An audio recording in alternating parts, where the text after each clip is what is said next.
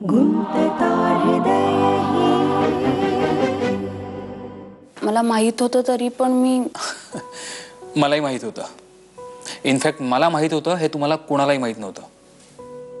Anyway, माफ करायचा काहीच प्रश्न नाहीये, कारण मी तुझ्यावर चिडलोच नव्हतो.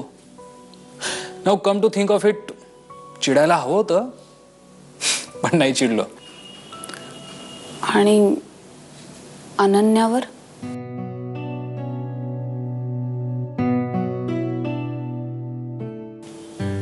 या गोष्टी विसरता येणं इतकं सोपं नाहीये, मला माहिती आहे. पण मला असं वाटतं की तुम्ही दोघांनी नव्यानं सुरुवात करा. ती करायची नसती तर एवढा खटाटोप केला असता का? गौरी, मला माहिती माझ्या चुका आहेत, खूप चुका आहेत. माझा स्वभाव, अनन्याचं क्रेडिट आहे की तिने माझ्यासारख्या माणसाबरोबर इथवर निभावलं. मधल्या काळात तर मी एका ज्योतिषाकडे गेलो होतो. तू हो. कसं आहे, भर रस्त्यात पॅन्ट फाटली ना की झाडाचं पानही महावस्त्र वाटू लागतं. मी या माणसाकडे गेलो होतो. तो काय बोलला त्यातलं अर्धाधिक तर मी ऐकलंच नाही, आणि जे ऐकलं ते माझ्या काहीच लक्षात नाही. पण तो म्हणाला, आपल्याला प्रत्येकाला एकमेकांपासून एक धडा शिकायचा असतो. मागच्या जन्मीचे काही हिशोब चुकते करायचे असतात. म्हणूनच आपल्याला आयुष्यात जी माणसं भेटतात ना, ती भेटतात. जो माणूस तुमचं या जन्मात वाईट करतो त्याचा तुम्ही कुठल्या तरी जन्मात कधीतरी काहीतरी नक्की वाईट केलं असणार. आणि हे चक्र जर असंच पुढे चालू ठेवायचं नसेल तर मात्र त्या माणसाला या जन्मात मनापासून पूर्ण माफ करा. आणि हो, तुम्ही त्याची माफी मागा. That's the only way out. कदाचित माझे अनन्याकडून काही धडे शिकायचे राहून गेले होते. शिकलो. मोठा संत झालायस तू. फटका पडला ना की प्रत्येक चोर संत होतो. आणि म्हणूनच संतही तेच होतात ज्यांना आपल्यातला चोर नेमका कुठे दडून बसलाय हे ठाऊक असतं. बाप रे, एखाद्या मखरात बसून समोर अगरबत्त्या लावण्याच्या लायकीचं झालाय जवळजवळ तू. देव करो तुम्हा दोघांनाही हे शहाणपण देव. माते, तुमचाच आशीर्वाद. तथास्तु.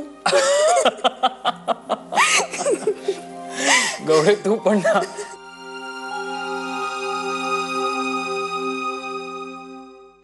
डॅडा, अरे तू असं का बसलास? कपडे पण बदलले नाहीस अजून. झोपायची वेळ झाली आता, मम्मा ओरडेला तुला. डॅडा, मी तुझ्याशी बोलतीये.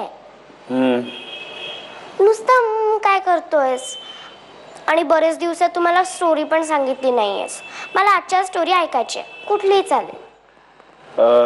देवी, तू बाळा आज जातेस का? दिस इज नॉट फेअर. डॅडा, मला आजच्या स्टोरी ऐकायची, कुठलीही चालेल. राजाची, सिंहाची, पर्यांची, कुठली? एक राजा होता. Good boy. खरं तर तो राजा होता, एक गरीब विद्यार्थी होता.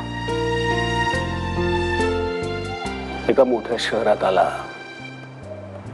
स्वप्नांच्या मागे धावत धावत जीवाच्या आकांताने ती स्वप्न त्याला मुठीत धरायची होती. काही स्वप्न हातात आली, काही सुटली. त्या स्वप्नांच्या घोड्यावर बसून तो पळत सुटला, धावत राहिला, वेगवेगळ्या शिड्या चढत राहिला. आणि मग अचानक त्याच्या लक्षात आलं की तो गरीब विद्यार्थी राहिलाच नाही, तो तर राजा झाला. सगळं होतं त्याच्याकडे. एक जीवापाड प्रेम करणारी राणी होती. कोहिनूर हिऱ्याहून मूल्यवान अशी एक राजकन्या होती. सगळं होतं की त्याच्याकडे. पण तरी त्याला आणखी सुख हवं होतं. आणि मग तो त्या सुखाच्या मागे धावत सुटला. त्या सुखाच्या मागे धावत सुटला तो.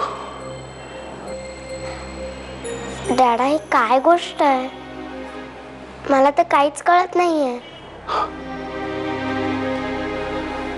देवी, खरं तर ही गोष्ट डॅडाला पण कधी कळलीच नाही अगं. त्याला नेहमी वाटायचं की त्याला सगळं कळलंय, सगळं येत आहे. बॅलन्स कसा ठेवायचा, सुख कसं मिळवायचं, खरं तर त्याला काहीच येत नाहीये. तू हे कोणाबद्दल बोलतोयस? त्या राजाबद्दल की तुझ्याबद्दल? हे दोघे वेगळे कुठे आहेत? म्हणजे काय ते तुला नाही कळणार बाळा, आणि ते तुला कळवूही नाही कधी. सध्या तरी डॅडाकडे फार चांगली गोष्ट नाहीये तुला सांगायला. डॅडा, तुझा मी येतो.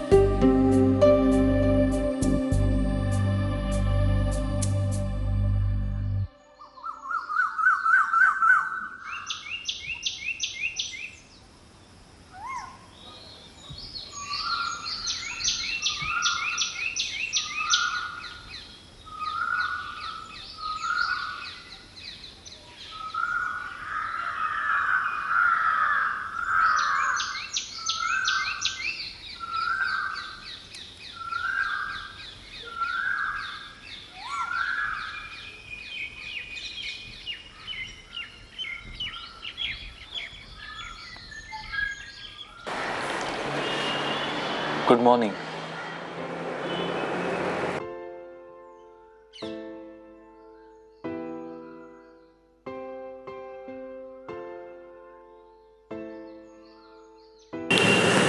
तू कशाला होकाच? झोप नाही लागली. लवकर उठलो होतो. म्हटलं आता लवकर उठलोच आहोत तर आपला काहीतरी उपयोग व्हावा या देशाला. झोप का नाही लागली? सवय मोडली, बाकी काही नाही. येईल 2-3 दिवसात मोडलेली सवय परत येईल.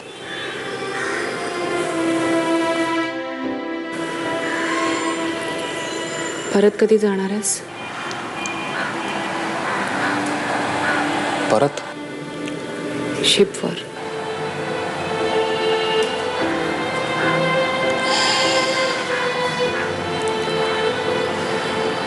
मी कदाचित नाही जाणार परत. नोकरी सोडतो.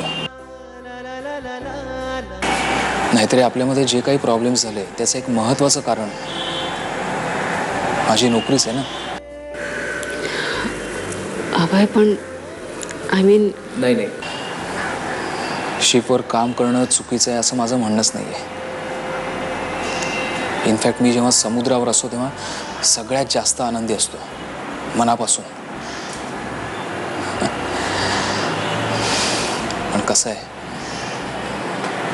संशयी स्वभाव आणि घरापासून लांब नोकरी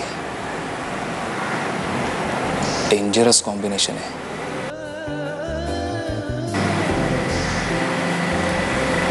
स्वभाव नाही बदलू शकत, नोकरी तर बदलू शकतो. ऑनेस्टली तू माझ्याजवळ राहिलास तर मला आवडेल, पण स्वतःचं मन मारून. मन काय मारायचं आहे? एक समुद्र आयुष्यातून गेला म्हणून काय झालं? 2 समुद्र मिळतील ना. 2 समुद्र, तुझे डोळे.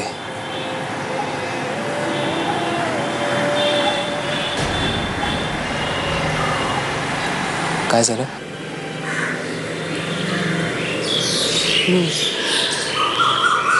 I don't know whether I'm ready for this. म्हणजे तुझ्या डोळ्यात बघण्याची हिंमत नाही होत मला. सतत माझ्या चुकाच दिसतात.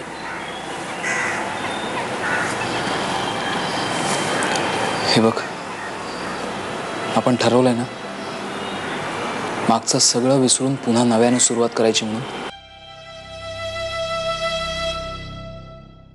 काल रात्री तुम्ही गप्पा मारत हॉलमध्ये बसला होतात ना, नंतर झोपायला एकत्र आलात. नाही, डॅडा नाही आला माझ्या बरोबर. तो मला म्हणाला तुझा झोपायला, मी येतो नंतर. गुंतता हृदय ही, गुंतता हृदय ही. हे बघ, आपण ठरवलंय ना मागचं सगळं विसरून पुन्हा नव्याने सुरुवात करायची म्हणून.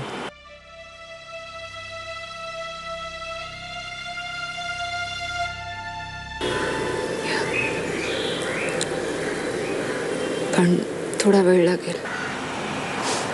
नो प्रॉब्लेम, माझ्याकडे वेळच वेळ आहे. तू एक काम करतेस का?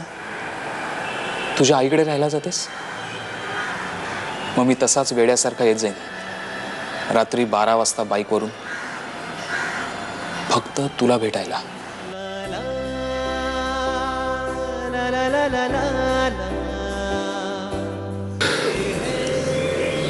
हे सगळं करणारे आपणच होतो. आपणच असू.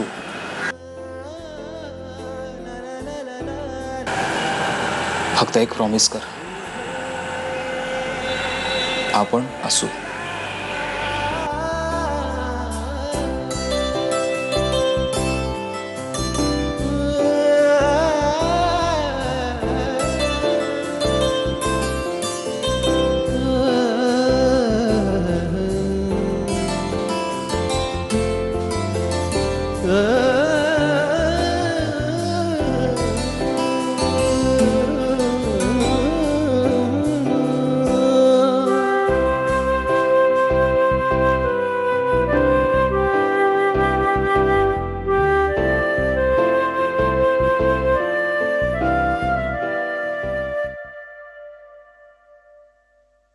देवी, टिफिन. काय आहे डब्यात? डब्यात काय आहे ते शाळेत गेल्यावर डबा उघडल्यावर कळेल. त्याला कुठे आहे?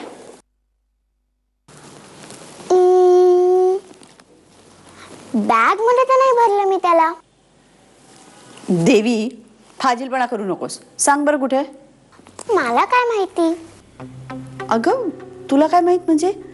काल रात्री तुम्ही गप्पा मारत हॉलमध्ये बसला होतात ना, नंतर झोपायला एकत्र आलात. नाही, डॅडा नाही आला माझ्या बरोबर. तो मला म्हणाला तुझा झोपायला, मी येतो नंतर. मग तो हॉलमध्येच बसून होता. म्हणजे काल रात्री तो झोपायला बेडरूम मध्ये आलाच नाही? माहित नाही. आणि सकाळपासूनही तू त्याला पाहिलं नाही? नाही. असं काय हा? बरं, तू पटापट आवर, शाळेला जायला उशीर होईल नाही तर. पण मम्मा, मी डॅडाला बाय केल्याशिवाय कशी जाऊ? आता हे तुझ्या डॅडाला कळायला पाहिजे ना. चल चल चल चल, आवर नाही तर उशीर होईल. चल.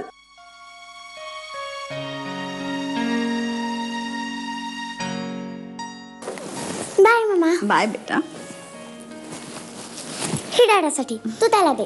ओके, जा आता जा.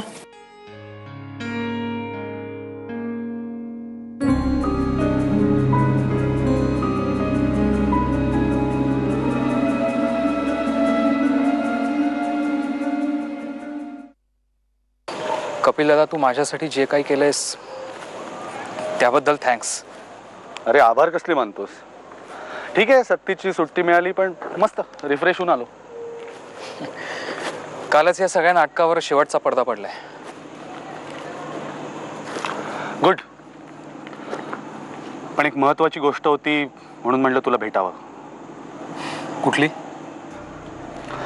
मला असं वाटतंय तुला हे माहिती असेल, कायद्याच्या दृष्टीने तू एक गुन्हेगार आहेस अभय. कायदा ह्याचा विचार नाही करणार रे तू हे का केलंस, कारण तुझे गुन्हे साधेसुधे नाही आहेत. किडनॅपिंग, एक्स्टॉर्शन, एखाद्याला जाणीवपूर्वक मानसिक किंवा शारीरिक त्रास देणं, सगळे खूप गंभीर गुन्हे आहेत. आणि खरंच जर विक्रम वनारसेनी चार्जेस प्रेस केले ना अभय, तर तू अडचणीत येशील. मला कल्पना आहे त्याची, पण मी जर त्याचा खूनच केला असता तर याहीपेक्षा जास्त मोठी शिक्षा झाली असती मला, नाही का? हे बघ, आवेगाच्या भरात एखादं कृत्य करणं तर शिक्षा कमी होते, पण तू जे काय केलंयस ना ते अत्यंत जाणून बुजून कट रचून केलंयस रे. पण कपिल दादा, तसं बघायला गेलं तर मी कुठलाच गुन्हा केलेला नाहीये. हां, पण तरी जर त्या विक्रमला राग काढायचाच असेल तर काढू दे, काय होईल? मी तुझ्यासारखा सक्तीच्या रजेवर जाईल, पण जिच्यासाठी हे सगळं केलंय तिला ह्याची किंमत कळली ना तर माझ्यासाठी खूप येते. डोंट वरी, मी माझ्याकडनं जे जे काही होईल ना ते तुझ्यासाठी करेन. कपिल दादा, अरे तू ऑलरेडी माझ्यासाठी जे काही केलंस ना तेच खूप आहे. आणि काळजी करू नकोस, कॅप्टन महेंद्र सामंत यांचा मुलगा आहे मी. I know how to fight. Yes, चल भेटूया. येस.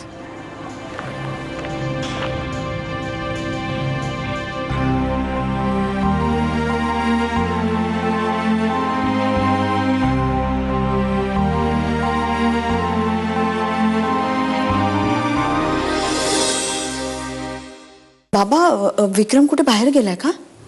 बाहेर गेला का म्हणजे? नाही म्हणजे तुम्हाला काही सांगून गेलाय का? तो घरात नाहीये. वॉकला गेला असेल बाहेर, फोन करून. गुंतता हृदय हि गुंतता हृदय हि. बाबा, हाय ग. बाबा, विक्रम कुठे बाहेर गेलाय का? बाहेर गेला का म्हणजे? नाही म्हणजे तुम्हाला काही सांगून गेलाय का? तो घरात नाहीये. वॉकला गेला असेल बाहेर, फोन करून बघ. अगं मी फोन केला होता आता, फोन लागत नाहीये. काल रात्री देवीला गोष्ट सांगत होता म्हणाली, आणि त्यानंतर विक्रम काल रात्री झोपायला बेडरूम मध्ये आला नव्हता का? मी खूप लवकर झोपले बाबा काल. अगं असं कसं तो न सांगता कुठेतरी जाईल? ऑफिसला गेला असेल. नाही हो, गाडी आहे त्याची बाहेर. अगं गाडी बिघडली असेल तर रिक्षाने गेला असेल. तू एक काम कर, त्याला ऑफिसमध्ये फोन कर. हा, मी पांडुरंगला विचारून आलो.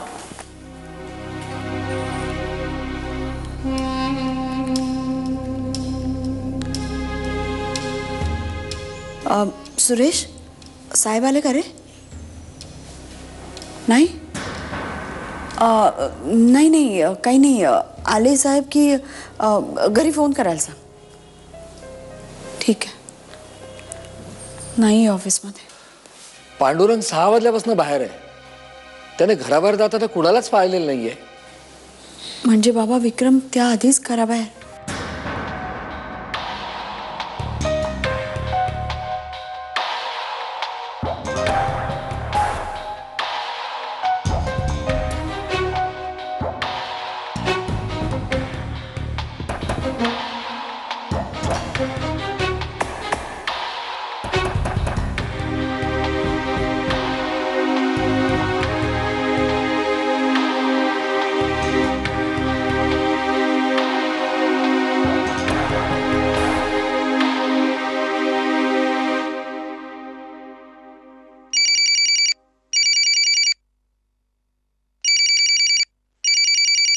हा, बोल. नाही ना मयंक, अरे विक्रम तुझ्याकडे आलाय का? माझ्याकडे? मीच माझ्याकडे नाहीये ग. नाही ना, रात्रभर घरीच गेलेलो नाहीये मी. आता कुठे होतो हे प्लीज विचारू नको. मयंक, विक्रम घरामध्ये नाहीये. घरी नाहीये म्हणजे?